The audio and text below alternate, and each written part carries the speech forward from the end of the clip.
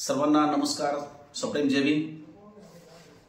अहमदनगर जिल्ह्यातील वंचित बहुजन आघाडीचे सर्व कार्यकर्ते पदाधिकारी यांना नम्रपणे आवाहन करतो की आपल्या अहमदनगर जिल्हा सहकारी बँकेने 750 उमेदवारांची नुकतीच भरती प्रक्रिया सुरू केलेली आहे. परीक्षाही झालेल्या आहेत आणि आता यादीही लागलेली आहे.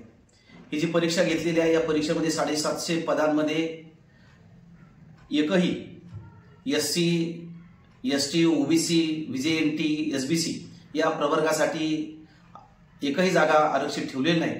म्हणजेच आरक्षणाविना 750 पदांची अत्यंत असंविधानिक अशा पद्धतीची नोकर भरती जिल्हा सहकारी बँकेने ती प्रक्रिया सुरू केलेली आहे. त्याच्या निषेधार्थ उद्या सोमवार दिनांक 3 मार्च 2025 रोजी अहमदनगर जिल्हा वंचित बहुजन आघाडीच्या वतीने जिल्हा सहकारी बँकेच्या समोर जिल्हा बँकेचे पदाधिकारी आणि प्रशासनाच्या विरोधामध्ये त्याचप्रमाणे असंविधानिक अशा पद्धतीची भरती केल्याच्या निषेधार्थ बेमुदत धरणे आंदोलन सुरू करत आहोत.